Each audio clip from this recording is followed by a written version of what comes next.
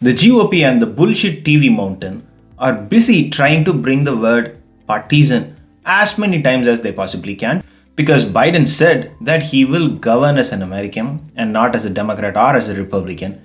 So he must be held accountable when he is not bending over backwards to bring the unbendable GOP on board.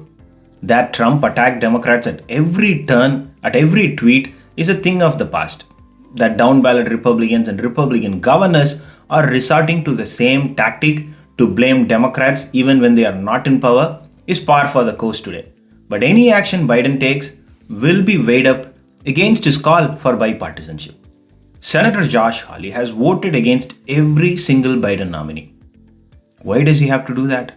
There is not a single candidate that who can get Josh Hawley's approval. How many Trump nominees had he opposed?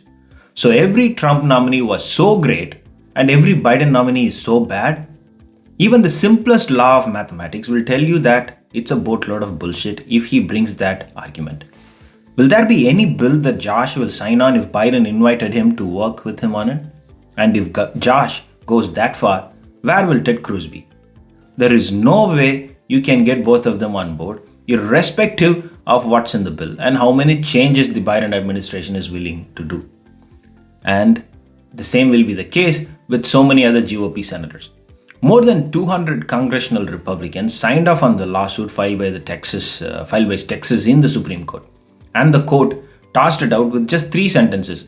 Now, how many of these 200 Republicans will support a bill put forward by the Democrats, and how many of them will be happy to work on a bill if they are invited? None whatsoever. So where will Biden find those non-existent GOP members who he can work with? He can do it only with members who are open to work with him. Maybe Susan Collins, Lisa Murkowski, Mitt Romney, or maybe even Ben Sasse. And some of the senators who have announced that they are retiring. And he is talking to them. They were all part of the team that visited Biden in the White House before the COVID relief bill passed in the Congress. So how much of their input made it to the bill, we don't know yet. But we will have the answer to that particular question when the bill gets the votes in the Senate.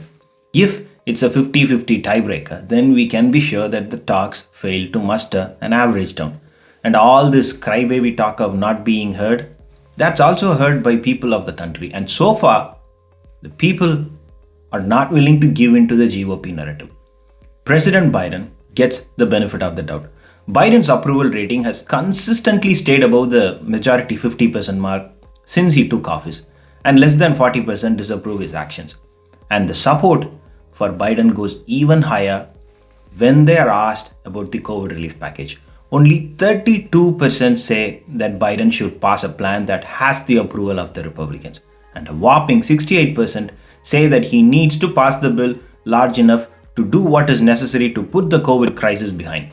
So a good portion of people who are not yet in the approval column on Biden's performance are saying that Biden should go ahead without the GOP.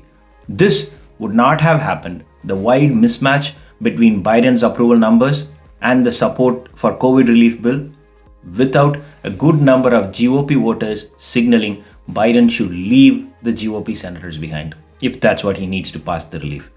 That's the bipartisan coalition GOP, one where Biden considers working with and listening to GOP voters.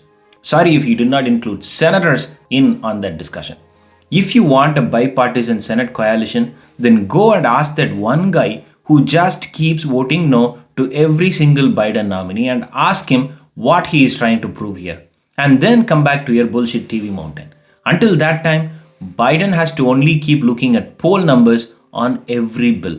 As long as more than the majority support his bills, he should go ahead and keep passing them with 50 plus 1 Democratic vote in the Senate. Thanks for watching. If you like it, please do subscribe.